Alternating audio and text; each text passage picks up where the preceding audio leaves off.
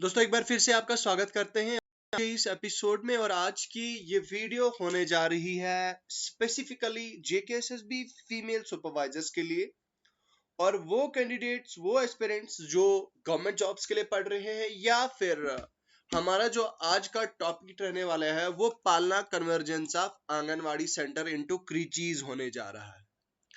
देखिए, इससे पहले हमने बहुत सारे टॉपिक्स पे एमसीक्यूज थ्योरी क्लासेस भी करी और थ्योरी क्लासेस कंप्लीट होने के बाद हमने एमसीक्यूज क्लासेस करी। सो नाउ अब हम एमसीक्यूज क्लासेस कर रहे हैं और यहाँ पे आप देखिए दोस्तों, आज हम इसी पे चर्चा करेंगे कि आखिर आप जो पालना कन्वर्जेंस क्या है, पालना के बारे में क्या है, थोड़ी सी उसके बारे में इनसाइट्स हम यहाँ से ही हमारा आंगनवाड़ी सेंटर्स क्रीचीज का भी जो है वो रिवाइज हो जाएगा कि आखिर क्रीचीज क्या होते हैं, वो सारी चीजें क्या होती हैं। लेकिन ध्यान दीजिए, उससे पहले मैं आपसे रिक्वेस्ट करना चाहता हूं कि अगर आप इस चैनल पे पहली बार आए हैं तो चैनल को सब्सक्राइब करिए। चैनल को सब्सक्राइब करने के साथ साथ वीडियो की डिस्क्रिप्शन में आपको हमारे टेलीग्राम चैनल का लिंक मिल जाएगा, आप हमारा टेलीग्राम ज्वाइन करें। ठीक है, टेलीग्राम सबसे इंपॉर्टेंट। और उसके साथ में ही आपको हमारी मोबाइल एप्लीकेशन का लिंक मिल जाएगा। मोबाइल एप्लीकेशन आप डाउनलोड कीजिए। देखिए, ये जो पीडीएफ्स हैं ये सारी आपको हमारी मोबाइल एप्लीकेशन पे मिल जाएंगी। तो आप हमारे मोबाइल एप्लीकेशन पे जाएं, वहां से आप ये पीडीएफ्स जो है वो डाउनलोड करें। टेलीग्राम पे ये पीडीएफ्स आपको नहीं मिलेंगी, पुरानी पीडीएफ शायद मिल सकती है, लेकिन अब के बाद जितनी भी पीडीएफ्स है वो सारी आपको हमारी मोबाइल एप्लीकेशन पे मिलेंगी। और वहां पे आपको फीमेल सुपरवाइजर का जो एमसीक्यू कोर्स है वो आप परचेज करें, बहुत ही कम प्राइसेस में है, वो वहां पे आप ले लें और ये एमसीक्यूज वहां पे आपको मिल जाएंगे टॉपिक वाइज, चैप्टर वाइज। बात करते हैं आपके टॉपिक पे सीधा स्ट्रेट फॉरवर्ड, बगैर किसी देरी के। यहाँ पे देखिए, आपकी स्क्रीन पे ये रहा पहला क्वेश्चन। और पहला क्वेश्चन क्या कह रहा है कि what is the primary objective of पालना स्कीम अंडर मिशन शक्ति। तो भाई, मिशन शक्ति के अंडर जो पालना स्कीम है इसका प्राइमरी ऑब्जेक्टिव क्या है?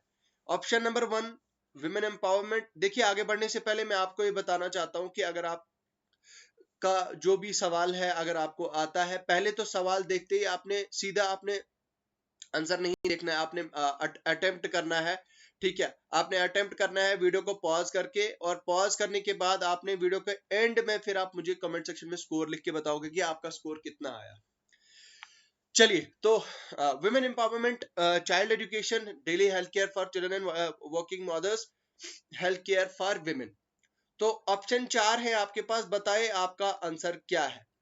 देखिए, मैं जहां तक बात है आपकी मिशन शक्ति, जो पालना स्कीम का जो मेन मिशन और मेन मकसद है वो क्या है कि वो जो बच्चे होते हैं, ठीक है, और माई स्पेशली मदर्स, वर्किंग मदर्स, ठीक है, वर्किंग मदर्स के बच्चों के लिए क्रीचीज बनाई जाती है, सेंटर्स बनाए जाते हैं। ठीक है, आंगनवाड़ी सेंटर्स तो नहीं कहेंगे, बट उसी टाइप के इंस्टीट्यूशंस होते हैं। उन इंस्टीट्यूशन में डे केयर फैसिलिटीज बच्चे को प्रोवाइड की जाती है। ठीक है, अगर आपको याद होगा तो मैंने आपको इसके बारे में सारी चीजें समझाई हैं कि बच्चे को डे केयर फैसिलिटीज प्रोवाइड की जाती हैं, और बच्चे को वो सारी उसके मतलब बच्चे के डायपर चेंज करना, बच्चे को वॉशरूम ले जाना, बच्चे की फूड, बच्चे को खाना खाना देना, बच्चे की न्यूट्रिशन डाइट, ये सारी चीजों का वहां पे खास खास ख्याल रखा जाता है। तो यहाँ पे लेकिन वो क्या रहता है कि भाई वो दिन के कुछ स्पेसिफिक टाइम रहता है, 4 से 5 घंटे में, 5 से 6 घंटे तक का वो रहता है दिन में। तो दिन में उन बच्चों को लिया जाता है और सुबह से लेकर, हो सकता है 9 बजे से लेकर 4 बजे हो, या 9 बजे से लेकर 3 बजे तक हो, depending upon the situation and depending upon the time. और वो मदर्स जो अपनी लोकेलिटी में काम करती हैं, देखिए, मैं अगर आपको याद होगा तो मैंने आपको कंडीशंस बताई थी कि जो पालना स्कीम में जो आपकी आंगनवाड़ी जो सेंटर्स, जो क्रीचीज हैं, आपके क्रीचीज में आपकी जब जब माँ बच्चे को रखती है तो वो माँ मतलब उन क्रीच के नजदीक उसकी वो जो है वो होनी चाहिए। तो इसका आज का हमारे पहले क्वेश्चन का आंसर ये रहा आपका option number C, correct answer. So now यहाँ पे चलिए next question, under Palna scheme what provision has been introduced by the mission of women and child development, education centres, health care clinics, anganwadi cum creches, vocational training. तो बताइए इसका answer क्या होगा। देखिए education centres तो कह सकते हैं हम, लेकिन अगर यहाँ पे मोस्ट प्रोबेबल इसका आंसर देखना होगा तो वोकेशनल ट्रेनिंग नहीं होगा, हेल्थ केयर क्लिनिक नहीं होगा, और क्या होगा, या तो फिर एजुकेशन सेंटर्स होता है या तो फिर एजुकेशन सेंटर भी नहीं, तो इसका आंसर क्या हो जाएगा, इसका आंसर हो जाएगा anganwadi cum creches. Next, what is the significance of stand alone creches under Palna scheme. भाई इसका सिग्निफिकेंस क्या है, याद रखिए जैसे आपका जो क्वेश्चन एमसीक्यूज ऐसे आपकी मतलब जो है ना वो फ्रेम होंगे, वो इसी टाइप के होंगे। भाई बताओ ऑब्जेक्ट, बताओ भाई सिग्निफिकेंस क्या है, ऑब्जेक्टिव क्या है, एम क्या है, ठीक है, इस तरह के क्वेश्चंस आपको पूछे जाएंगे। नाउ सिग्निफिकेंस क्या है स्टैंड अलोन क्रीचीज का under Palna scheme, they operate independently of the scheme, ठीक है, they are a part of new scheme structure, they provide additional structures, they are exclude from the scheme. बताइए इसका आंसर क्या है। तो इसका आंसर हो जाएगा they are a part of new scheme structure, ठीक है, they are a part of new scheme structure. Next question है आपका हाउ मेनी, यहाँ पे देखिए how many creches does government aim to establish across the country under Palna scheme. Palna scheme के तहत कितनी क्रीचीज गवर्नमेंट का मकसद है बढ़ाना, 10,000, 15,000, 17,000 या फिर 20,000। बताइए। तो अंडर पालना स्कीम मिशन शक्ति के अंडर जो आपका नंबर ऑफ क्रीचीज है 17,000, 70,000 टारगेट जो है वो गवर्नमेंट ने रखा है। अच्छा ये बताए, अच्छा ये कौन सा एज ग्रुप है जो पालना स्कीम के अंदर टारगेट होता है, मतलब जो आपकी पालना स्कीम है कौन से एज ग्रुप को टारगेट करती है।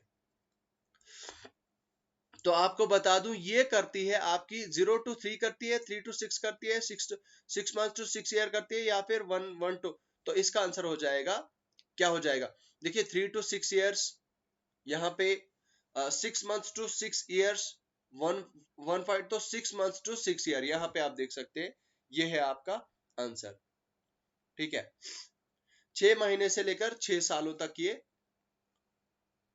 टारगेट करती है बच्चों को। which services are included in the integrated package of under Palna scheme? Health care, education only, day care, early stimulation, nutrition, growth monitoring, health checkup और वोकेशनल ट्रेनिंग। तो यहाँ पे कौन सी स्कीम जो है वो पालना स्कीम के अंडर आती है जो इंटीग्रेट होती है। तो यहाँ पे आप देखिए ये आपका ऑप्शन सी हो जाएगा भाई, day care facility, early stimulation, nutrition दी जाती है, ग्रोथ मॉनिटर की जाती है, हेल्थ चेकअप किया जाता है, ठीक है। Next, how many days per month creches are open under Palna scheme. Very very important question. Now कितने दिन, 20 दिन, 25 दिन, 30 दिन या फिर 26 दिन। तो बताइए कितने दिन होता है इसका आंसर, इसका होता है आंसर 26 दिन। तो इसका मतलब ये हुआ कि 26 डेज पर मंथ ये खुला रहता है, आपके आपके क्रीचीज जो है वो खुले रहते हैं। Okay, next question is what are the user charges of for families of foreign income of about 20,000 12,000 per month under Palna scheme. देखो 12,000 12 के पर मंथ का जो चार्ज है, अगर मतलब जो 12,000 पर मंथ जिन फैमिलीज की इनकम है, सैलरी है जो कह लो आप, उससे ज्यादा अगर है, ग्रेटर देन 12,000 पर मंथ, तो उनके लिए बच्चे के लिए क्या चार्जेस है, उनके बच्चे को क्या मंथली चार्ज, 20 रुपए पर चाइल्ड, 100 रुपीज, 200 या फिर नो चार्जेस। मतलब एक बच्चे का, वन चाइल्ड का एक महीने का जो चार्ज है उसकी बात की जा रही है। तो इसका आंसर क्या हो जाएगा, इसका आंसर हो जाएगा 200 रुपीज, 200 पर मंथ। तो पर चाइल्ड एक बच्चे का 200 रुपया, 200 रुपीज, 200 पर मंथ पर चाइल्ड, ठीक है। Next, who is responsible for implementing scheme at the state level? बताओ भाई, स्टेट लेवल पे कौन इस स्कीम को इम्प्लीमेंट करता है? Ministry of health, state government, NGO, local bodies. तो इसका आंसर क्या हो जाएगा? इसका आंसर क्या हो जाएगा? मिनिस्ट्री ऑफ हेल्थ करती है, स्टेट गवर्नमेंट, या फिर एनजीओ या लोकल बॉडीज। तो इसको स्टेट गवर्नमेंट करती है, ऑब्वियसली भाई स्टेट गवर्नमेंट करती है। स्टेट गवर्नमेंट का बहुत बड़ा रोल रहता है इसमें, तो इसका आंसर हो जाएगा स्टेट गवर्नमेंट। ठीक है। अब ये वो अब ये चीज भी है कि भाई वो मतलब एनजीओ को भी का भी सहारा ले सकती है, लेकिन ऑब्वियसली मतलब ऊपर से तो यही यही इम्प्लीमेंट करती है। What is the recurring grant for provided for a crèche of children under the Palna scheme? भाई बताओ कितना जो देखिए 25 चिल्ड्रन का जो क्रीच होता है, मैंने आपको बताया था, अगर आपको याद होगा थ्योरी में, जो एक क्रीच होती है उसमें मैक्सिमम स्ट्रेंथ आपकी बच्चों की कितनी होनी चाहिए? वो 25 होनी चाहिए। अब बोलता है कि उन 25 बच्चों की क्रीच को जो ग्रांट प्रोवाइड की जाती है गवर्नमेंट की तरफ से वो ग्रांट कितनी है? 50,000 की जाती है, या फिर यहाँ पे 1 लाख, या फिर 1,52,600, या फिर 2 लाख। तो इसका आंसर क्या हो जाएगा? 1,52,600। 1,52,600 ग्रांट किया जाता है। Okay, next. What is the minimum qualification for crèche workers under the Palna scheme? देखो भाई, जो क्रीच वर्कर्स होते हैं ना, मतलब जो क्रीचेस में काम करते हैं, वर्कर्स, जो वर्किंग लेडीज होती है, लेडी हो या जेंट्स हो, ठीक है, उनकी क्या क्वालिफिकेशन होती है? 10th होती है, 12th होती है, बैचलर होती है, डिप्लोमा इन जो है वो day care, diploma in child care. तो इसका आंसर क्या है कि भाई 12th इंटरमीडिएट जो है वो उनकी क्वालिफिकेशन होनी चाहिए। अच्छा, what is the minimum age limit for crèche workers and helpers under Palna scheme? देखो एज लिमिट क्या होती है? एज लिमिट किसकी? Crèche workers and helpers. मतलब कम से कम एज कितनी होनी चाहिए? 18 से 25, 20 से 30, 18 से 35, 25 से 40। तो इसका आंसर क्या हो जाएगा? बताए इसका कमेंट सेक्शन में, या आप आंसर कीजिए। तो 18 से लेकर 35 के बीच में, याद रखिएगा। 18 टू सॉरी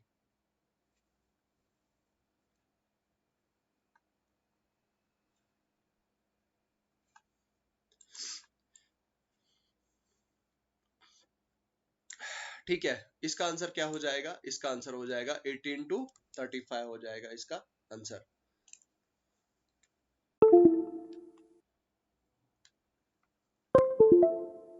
यहाँ पे मेरा पेन जो है वो कुछ नखरे कर रहा है, भाव खा रहा है। तो इसके इसके भाव को थोड़ा, नखरों को थोड़े कुछ समय के लिए उठाते हैं।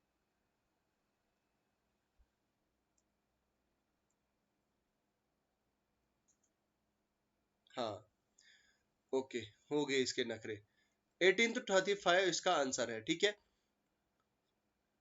नेक्स्ट क्वेश्चन है, how often is non occurring grant provided for a crèche under Palna scheme?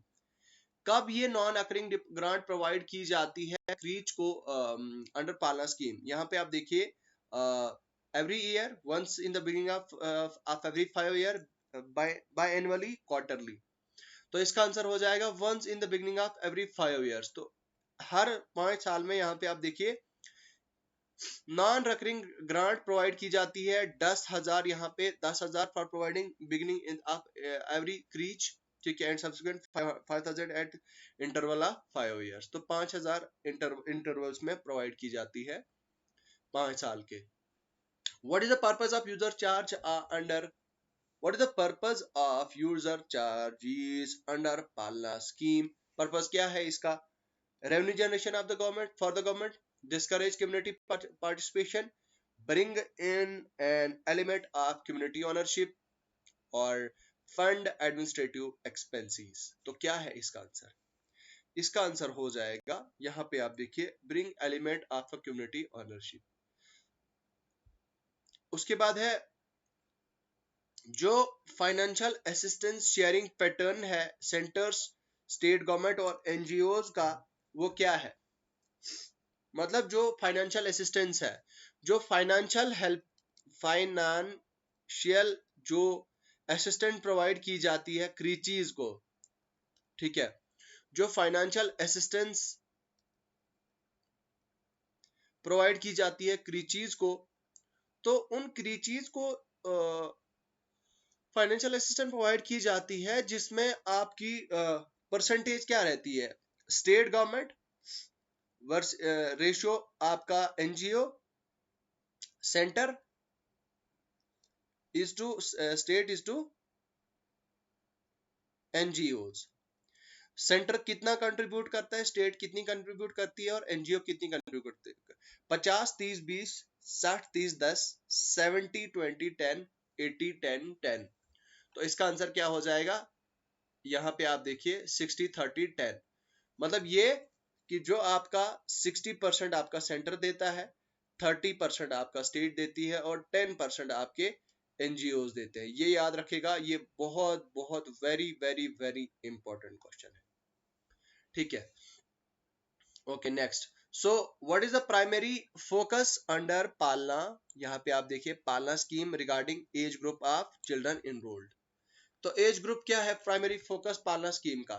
0 से 2 ईयर, 3 से 5, या फिर 2 से 4, या फिर ये देखिए, ये तो ऑलरेडी मैंने आपको बताया 6 मंथ टू 6 ईयर, ठीक है। चलो आपका रिवाइज हो गया, अच्छी बात है। उसके बाद अच्छा, which level monitoring involves district magistrate and district child protection unit? अच्छा, किस लेवल की लोकल लेवल आती है? ये कौन सी लेवल की मॉनिटरिंग आती है? लोकल लेवल आती है, डिस्ट्रिक्ट लेवल आपकी आती है, या फिर आती है आपकी इंडिपेंडेंट मॉनिटरिंग एजेंसीज? बताइए।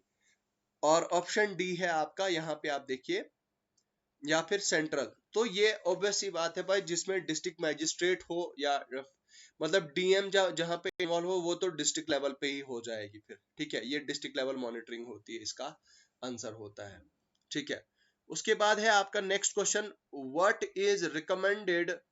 यहाँ पे आप देखिए, what is recommended space per required for play rest and under पालिंग?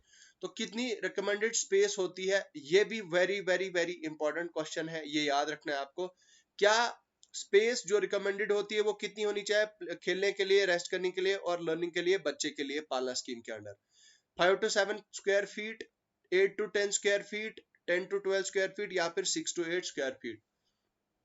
तो इसका आंसर क्या हो जाएगा? इसका आंसर हो जाएगा आपका, बताइए, चलिए, इसका आंसर हो जाएगा आपका 6 to 8 स्क्वायर फीट, ठीक है। तो 6 से 8 स्क्वायर फीट जो है वो इसका रिकमेंडेड हाइट होती है। What is the ideal location for the crèche under the Palna scheme? अच्छा, यहाँ पे मैंने जो पहले ही आपके साथ डिस्कस करी वही बता रहा है कि भाई रिकमेंडेड आइडियल लोकेशन क्या होनी चाहिए क्रीच की, पालना स्कीम की?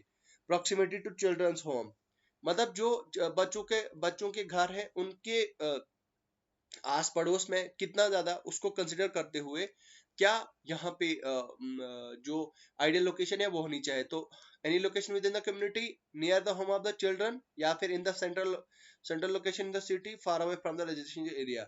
ये ऑप्शन आपके 3 के 3 गलत है, और ऑप्शन नंबर बी आपका आंसर है। मैंने आपको बताया था, उनके घरों के नजदीक या फिर वहां पे जहां पे उनकी माएँ काम करती हैं उसके नजदीक ये क्रीच होनी चाहिए, ठीक है।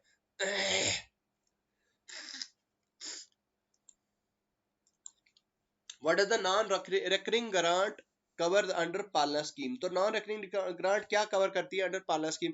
Monthly operational expenses, equip and furniture replacement, purchase, staff salary, infrastructure development.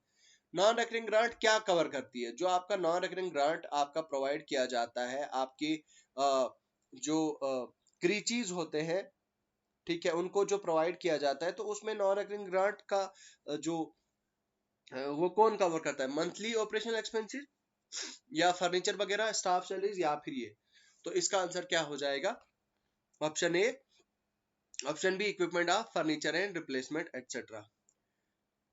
तो which age group children should preferably constitute at least 40% of the total number in the creche?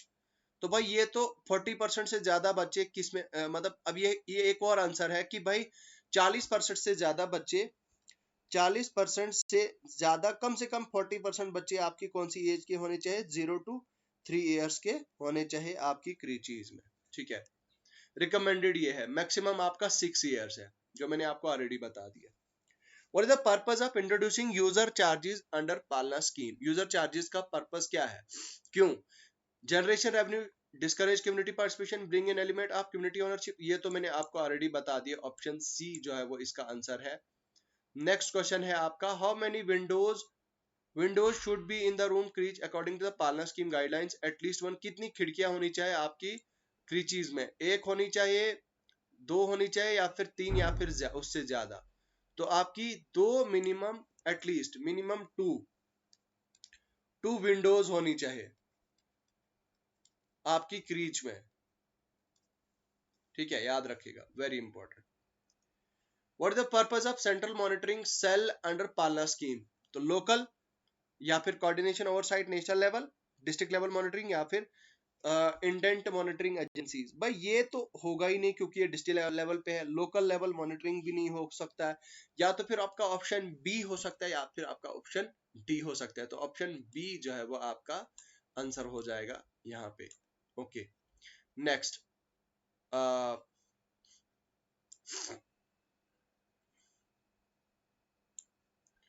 यहाँ पे देखिए, which facility should be provided within the creche for sleeping rest according to the Palna scheme?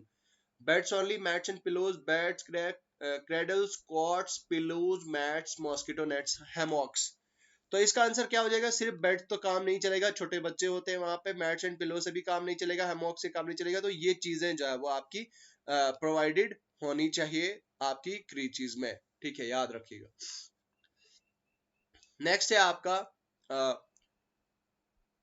Who is responsible for the supervision of functioning of creches under Palna scheme? कौन responsible होता है इसकी supervision के लिए? तो ministry of women and child development, local authorities, state governments, या फिर NGOs? तो बताएं इसका आंसर क्या हो जाएगा? इसका आंसर हो जाएगा आपका स्टेट गवर्नमेंट्स। ठीक है, कौन इसके लिए रिस्पॉन्सिबल होता है ओवरऑल आपका? Recommended height for rooms in a crèche under Palna scheme? भाई रिकमेंडेड हाइट क्या होती है आपकी पालना स्कीम के under? Recommended height 8 foot, 10 foot, 12 foot, 15 foot क्या होती है? इसका आंसर हो जाएगा आपका 10 फुट। ठीक है, what the role of independent monitoring agencies under Palna scheme? Local level monitoring, coordination at national level, अच्छा मॉनिटरिंग बाय एक्सपर्ट और एनजीओज, डिस्ट्रिक्ट लेवल मॉनिटरिंग। तो इसका monitoring by expert, not affiliated with the government और NGOs. ठीक है, what the purpose of having a shaded area in a creche during summer according to the Palna scheme guidelines? तो Palna scheme guidelines के तहत क्या purpose है शेडेड एरिया में आपकी क्रीच रखने का? Aesthetic appeal, energy conservation, protection from harsh sunlight, तो एडिशनल प्ले एरिया। तो इसका आंसर हो जाएगा प्रोटेक्शन फ्रॉम हार्श सनलाइट। ठीक है, ये आपका आंसर हो जाएगा, और यही है आपका आज का हमारा डिस्कशन। उम्मीद करता हूं आपको बहुत मजा आया होगा और आपको पसंद आया होगा। बाकी ऐसे ही मॉक्स अटेंड करने के लिए आपको नीचे प्लेलिस्ट मिल जाएगा, आपको यही प्लेलिस्ट, इसी एमसीक्यूज की प्लेलिस्ट मिल जाएगी। आप वो प्लेलिस्ट जरूर चेकआउट करें अगर आपने बाकी एमसीक्यूज अटेंड नहीं किए हैं तो वो भी करें। उम्मीद करता हूं आपको वीडियो पसंद आया होगा। मिलता हूं आपसे बहुत जल्द।